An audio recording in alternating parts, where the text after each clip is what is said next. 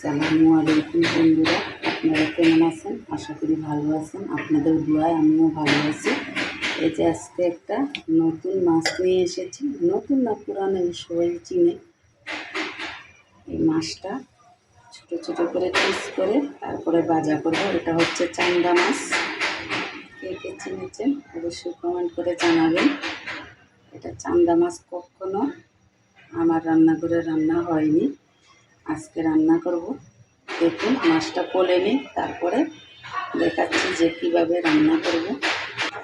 দেখুন বন্ধুরা, মাছটা আমি এরকম ছোটো ছোটো করে কেটে নিয়েছি। এবার সব মশলা দিয়ে দেব। দিয়ে দিলাম ধনে গুঁড়ো, দিয়ে দিলাম হাফ চামচ মরিচের গুঁড়ো, দিয়ে দিলাম হাফ চামচ হলুদের গুঁড়ো,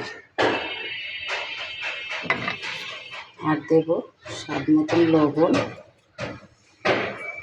আর দেবো আদা রসুন আর জিরে একসাথে বাটা। এবার সব কিছু একসাথে মাখিয়ে নেব। ভালোভাবে সব কিছু একসাথে মাখিয়ে নেব। মাখিয়ে এটা ভাজা করব। আমাদের দেশে সরকার একটা বিজ্ঞাপন দেয় যে গাছ লাগান, পরিবেশ বাঁচান, কিন্তু আমার মনে হয় এটাও দেওয়া উচিত যে ছোটো মাছে ফিরে যান আর নিজের জীবনকে বাঁচান। কারণ এখন আমাদের বাঙালিদের ঘরে রান্না যত জটপট করা যায় সেই চিন্তাই আমাদের মা বোনেরা করে, কিন্তু আসলে এটা ঠিক নয়। কিছু কষ্ট করে হলেও ছোটো মাছ বাচ্চাদেরকে নিজে খাওয়ার চেষ্টা করুন, তাহলে শরীর মন সবটাই ভালো থাকবে। আর এখন ঘরে ঘরে ডায়াবেটিস, প্রেশার, তারপরে স্ট্রোক করে মানুষ মারা যাচ্ছে শুধু খাবারের জন্য। খাবারে এমনি ভেজাল, আরও আমরা সেই ভেজালটাকেই বেশি করে গ্রহণ করছি। এভাবে কষ্ট করে ছোটো মাছ বানাতে কষ্ট হয়, কিন্তু খাওয়ার চেষ্টা করুন, শরীর মন দুটোই ভালো থাকবে। বাচ্চাকেও খাওয়ানোর চেষ্টা করুন। এখন ছোটো বড়ো সবার চোখে দেখবেন চশমা, কারণ ছোটো মাছ খায় না। চোখের জুতিও আস্তে আস্তে হারিয়ে যাচ্ছে। ছোটো মাছ খেলে অবশ্যই চোখের জুতি ভালো থাকে, বাচ্চাদের ব্রেনটাও ভালো থাকে। আর ডায়াবেটিস হবে না কেন? প্রত্যেকটা রান্নাতেই চিনি ব্যবহার করছে, কারণ চিনি না দিলে নাকি তরকারির কালারই সুন্দর আসে না। আগে আমাদের মা চাচিরা রান্না করেছে, তখন তো চিনি ব্যবহার করে নেই। আমরা কি সেই রান্না খাইনি? এটা এড়িয়ে চলুন। এড়িয়ে চললে স্বাস্থ্যের জন্য ভালো, সব কিছুর জন্যই ভালো। চিনিতে মানুষের ওজন বাড়ায়, ডায়াবেটিস বাড়ায়। এইসব খাবার থেকে বিরত থাকাই ভালো। এবার বেজে নেব বন্ধুরা। তেল গরম বসিয়ে দিয়েছি। আর আমি যে কথাগুলো বললাম বন্ধুরা, কাউকে ছোটো করার জন্য নয়, কথাগুলো সবার উপকারের জন্য বললাম। এসব কিছু এড়িয়ে চললে দেখবেন আমাদের শরীর স্বাস্থ্য সব কিছুই ভালো থাকবে। যেগুলো খাওয়া উচিত নয় সেগুলো থেকে বিরত থাকাই আমি মনে করি ভালো। এবার তেলটা গরম করে নেব। তেল গরম করে মাছটা ভেজে নেব।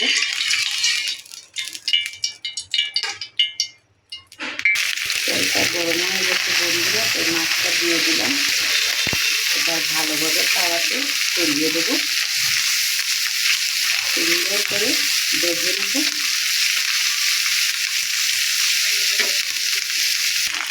মাছগুলো একটু ভেজে দিয়েছি, এবার উল্টে দিয়েছি, আর একটু ভালোভাবে ভেজে নেব।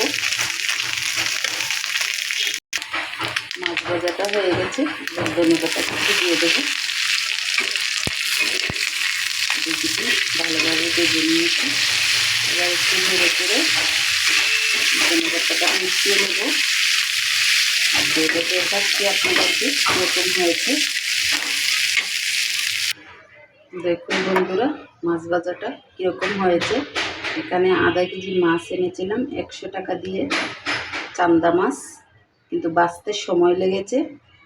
খেতে খুবই দুর্দান্ত হয়। এভাবে একটু কষ্ট করে হলেও ছোটো মাছ কষ্ট করে বেচে খাবেন, শরীরের জন্য উপকার। আর যেগুলো খেলে শরীর খারাপ হয় সেগুলো থেকে বিরত থাকুন।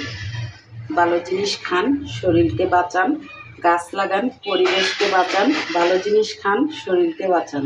আপনি যদি গাছ লাগিয়ে পরিবেশ বাঁচান, আপনি নিজেই না বাঁচুন, তাহলে গাছ লাগিয়ে কী লাভ?